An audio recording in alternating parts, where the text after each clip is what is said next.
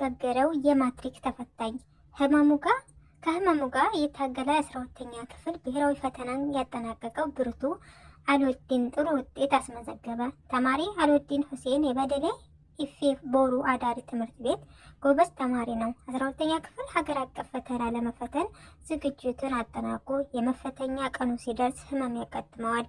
ተማሪ አልወዲን ሕክምና ሄዶ ምርመራ ሲያደርግ በትርፍ አንጀት እንደሚገኝበት በዶክተሮች ይናገረዋል። በዚህ አጋጣሚ ጭንቀት ውስጥ የገባው ጎበዝ ተማሪ ህመሙ ፈተናውን መጨረስ የሚያስችልበት ደረጃ ላይ በመሆኑ ትምህርት ቤቱን ከዶክተሮች ጋር በመነጋገር መድኃኒት እየወሰደ እንዲፈተን መደረጉ የትምህርት ቤቱ ርዕሰ መምህር አቶ ይልማ ገቢሳ በወቅቱ ተናግረዋል።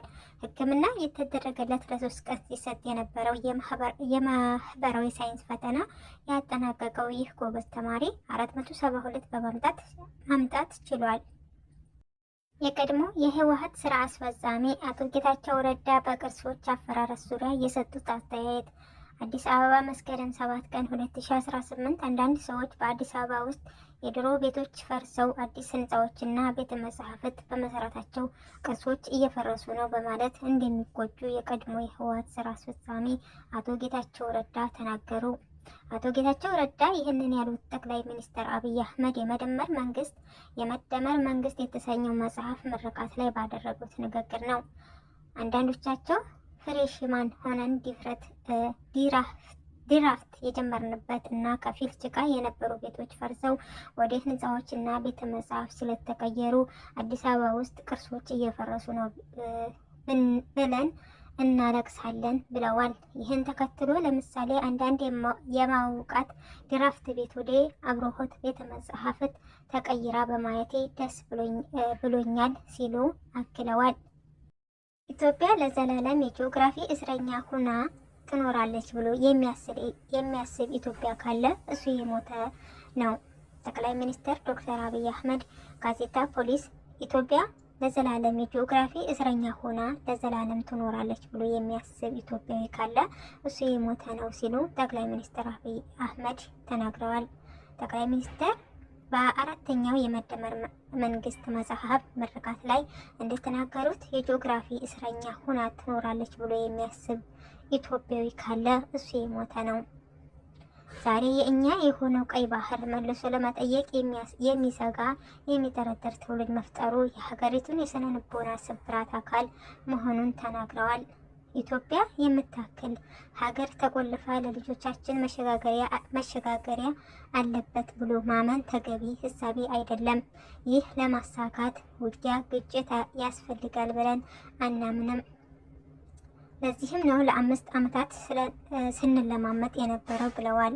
አሁንም በሰላም በዓለም ህግ መሰረት ኢትዮጵያ ከአዘጋት በርና ድሃ ካስባላት መጠሪያዋ መገላገል አለባት ብለን ስለምናምን በየትኛውም መድረክ ከኢትዮጵያ ጋር በሰላም መንገድ ለመነጋገር የሚፈቅድ አካል ካለ እጃችን ከምንጊዜውም በላይ የተዘረጋ ነው ብለዋል።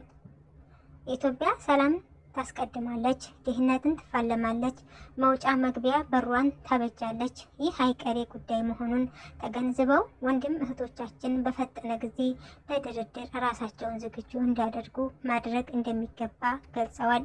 ሚኒስትር አብይ አህመድ ኢትዮጵያ በታላቅ ህዳሴ ግድብ በውሃ ላይ ስጋት ካለባት አካላት ጋር ለመደራደር ዝግጁ መሆኗን አረጋግጠውልኛል ሲሉ የሶማሌው ፕሬዝዳንት ሐሰን ሼክ መሐመድ ገለጹ። የሶማሌው ፕሬዝዳንት ሐሰን ሼክ መሐመድ ከአል አረቢያ ጋር ባደረጉት ቆይታ ከጠቅላይ ሚኒስትር አብይ አህመድ ጋር ባደረጉት ውይይት ማድረጋቸውን ተናግረዋል። ፕሬዝዳንቱ በነበራቸው ውይይት ኢትዮጵያ በህዳሴው ግድብና በውሃ ላይ ስጋት ካለባት ሀገራት ለመደራደር ዝግጁ መሆኗን ጠቅላይ ሚኒስትር አብይ አህመድ አረጋግጠውልኛል ብለዋል። ታላቁ የኢትዮጵያ ህዳሴ ግድብ ግንባታ ከ10 ዓመታት በላይ የፈጀው ግዙፍ ሀገራዊ ፕሮጀክት መሆኑን የጠቀሱት ፕሬዝዳንቱ የግድቡ ዋና ዓላማ የኤሌክትሪክ ማመንጫ ነው ብለዋል። የተሰራበት አካባቢም የእርሻ ቦታ አለመሆኑን ተናግረዋል። ግድቡ የኢትዮጵያና የጎረቤት ሀገራት ኢኮኖሚ የሚደግፍ ጉልህ አቅም ያለው የኤሌክትሪክ ኃይል ለማመንጨት የታለመ ግዙፍ ፕሮጀክት ነው ብለዋል። ፕሬዝዳንቱ አክለውም ኢትዮጵያ ለኬንያ፣ ለሱዳን እና ለጅቡቲ ለኤሌክትሪክ ኃይል የኃይል አቅርቦት ለማንኛውም ልማት ቅድመ ሁኔታ ነው። ከዚህ አንጻር ፕሮጀክቱ መልካም ነው ሲሉ ገልጸዋል። የኢትዮጵያ ንግድ ባንክ በወኪሎች አማካኝነት ዓለም አቀፍ የገንዘብ ማስተላለፍ አገልግሎት ለመስጠት ከኢትዮጵያ ብሔራዊ ባንክ ፈቃድ አግኝቷል። ይህ በድረ-ገጽ ላይ የተመሰረተ ገንዘብ የማስተላለፍ አገልግሎት በውጭ ሀገራት ላሉ ዜጎች ወደ ሀገራቸው ገንዘብ ለመላክ የተሻለ አማራጭ ይዞ የመጣ ነው።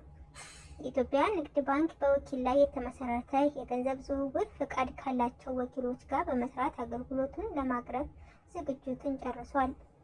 በመሆኑም ሕጋዊ ፍቃድ ያላችሁ ወኪሎች የኢትዮጵያ ንግድ ባንክ ያመቻቸውን እድል ተጠቅማችሁ በውክልና ገንዘብ ማስተላለፍ አገልግሎቱን በመስጠት የተሻለ ጥቅም እንድታገኙ ጥሪያችንን እናቀርባለን። ከወኪሎቹ ድረ-ገጽ ላይ በተዘጋጀው የወኪሎች ቋት በቀላሉ ተመዝግበው በተለያዩ ዓለም ሀገራት ወደ ኢትዮጵያ ገንዘብ መላክ የሚፈልጉ ዜጎች ገንዘብ ተቀብለው ወደ ኢትዮጵያ ንግድ ባንክ በመላክ ተቀባዮቹ ከማንኛውም ኢትዮጵያ ውስጥ ካሉ ባንክ በቀላሉ ገንዘብ እንዲወስዱ በማድረግ አገልግሎቱን መስጠት ይችላሉ። የኤርትራ ማስታወቂያ ሚኒስቴር ዛሬ ባወጣው ጠንካራ መግለጫ የኢትዮጵያ መንግስት ባለስልጣናት ሉዓላዊ የባህር በር ስለማግኘት የሚያደርጉት ዘመቻ ህገወጥና አደገኛ እንደራ ሲል በይፋ አወገዘ። እንደራ ማለት በትግረኛ በደንብ ያልታሰበበት እና በስሜት የሚደረግ እንቅስቃሴ ወይንም ውጤቱ የማያምር እና ለከንቱ ልፋት የሚደረግ ጉዞ እንደማለት ነው። ይህ የኤርትራ መንግስት የዛሬ የትንታኔ መግለጫ በሁለቱ የቀድሞ አጋር ሀገራት መካከል ያለው ግንኙነት እንደገና ውጥረት ውስጥ መግባቱን አመላካች ነው። ትንታኔው የብልጽግና ፓርቲ ባለስልጣናት የሚያራምዱት ይህ አጀንዳ ህጋዊ ሀገራዊ ምኞት ለማስመሰል የሚደረግ የሐሰት ትርክት ነው ብለዋል። የኤርትራ መንግስት እንደሚለው የኢትዮጵያ ኢኮኖሚያዊ የውጭ እርዳታ ላይ የተንጠለጠለበት እና ሀገሪቱ በከባድ የውስጥ ግጭቶች እየታመሰች ባለችበት ወቅት እንዲህ አይነት ጥያቄ ማንሳት የህዝብን ትኩረት ከዋና ዋናዎች ችግሮች ለማስቀየስ የሚደረግ ከንቱ መፍጨርጨር ነው ሲሉ ወንጅሏል። የኢትዮጵያ ባለስልጣናት ላይ ወደ መደብን በኃይልም ቢሆን የሚለው ንግግራቸውና ታሪካዊ መብት የሚለው መከራከሪያቸው የኤርትራ መንግስት ባወጣው በዚህ ትንታኔው አውግዟል። ይህ አካላዊ የሉዓላዊነት መርህና የዓለም አቀፍ ህግን የሚጥስ ከመሆኑ በላይ በቀጠናው ሰላም ላይ ከባድ አደጋ ይደቅናል ብለዋል። በመግለጫው ሲጠቃለል ኤርትራ ከጎረቤቶች ጋር በህግና በጋራ መከባበር ላይ የተመሰረተ ትብብር በማድረግ ዝግጁ መሆኗን ገልጿል። የኢትዮጵያ ኃይል ያንተ ያልሆነን የመውረስ ስትራቴጂ ግን በፍጹም እንደማንቀበለው አስታውቀዋል። ይህ ይፋዊ መግለጫ በቀጠናው የዲፕሎማሲ ማህደር ላይ አዲስ ውጥረት የጫረ ሲሆን የኢትዮጵያ መንግስት የሚሰጠው ምላሽ በጉጉት ይጠበቃል።